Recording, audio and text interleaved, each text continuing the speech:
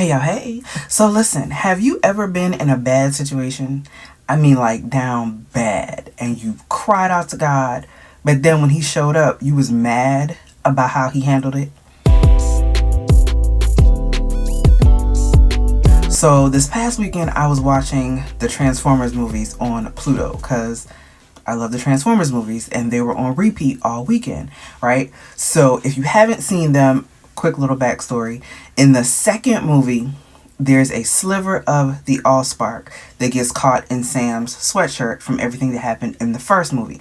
And when he finds it, it falls through the floor in his parents' house and into the kitchen and activates all the electronics in the kitchen and turns them into little Decepticons.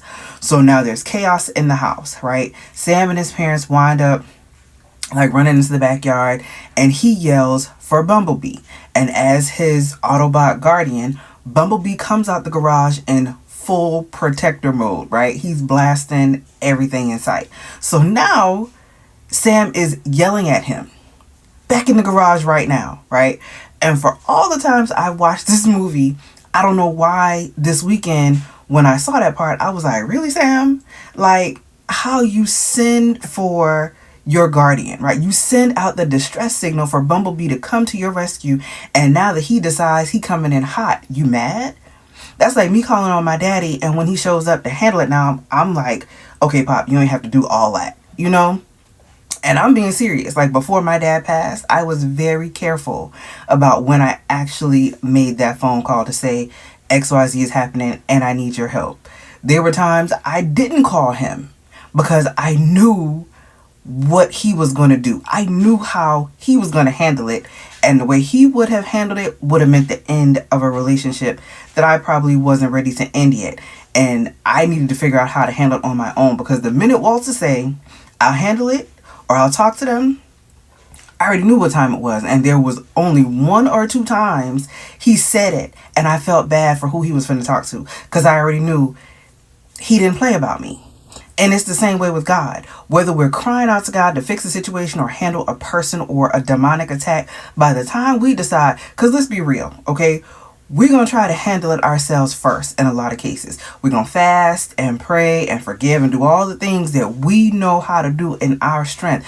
But when it gets to the point that it's too heavy, or we're tired of fighting the same devil, you know, by the time we call on God, who has seen us fighting and waiting for us to tag him in, when he show up, he is coming in hot, which is what we think we want until we see all the scorched earth that he's left behind on our behalf. And now we feel bad for them, or he comes in hot in a way that we're not comfortable with. This one time I was invited to an event and I was up in the air about going for more than, a few reasons. But one of the main reasons was I didn't have the extra money to pay for it. Hotel, gas, food, right? So I was like, okay, God, I don't want to have to go into my savings for this trip. But if I can get $500 by, whatever the time frame was, I'll know that means you're letting me go. By the time it was all said and done, gas was paid for, hotel was paid for, food was paid for, and I think all I had to pay for out of my own pocket was maybe one meal, I think. And once I sat down and calculated all the costs, there was my $500. Like exactly the $500 I asked for. And if you're like me, you're listening to the story and you're probably like, well, look at God, right? But I was in my feelings because I asked God for $500. And instead of getting $500, I was offered and gifted through people I didn't necessarily want to feel like I owed for helping me out. And it took me talking with my best girlfriend about it, like, now look how God did this thing. And this is not, what I wanted him to do. Like it was a bad thing. And she had to say, but you got what you needed, even if it didn't come the way you wanted.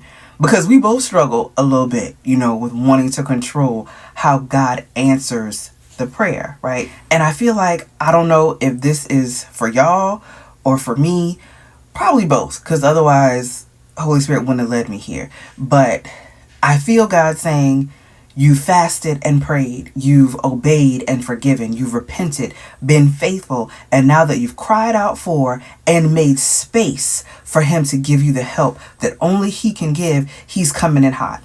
Don't back down now. Don't back away. Don't dim your light or feign humility in the areas that he's giving you full authority to show up powerfully in the places he's about to put you in, because you don't think you belong there yet, even though you've been praying for it. Don't go back to the people he's about to remove out of your life.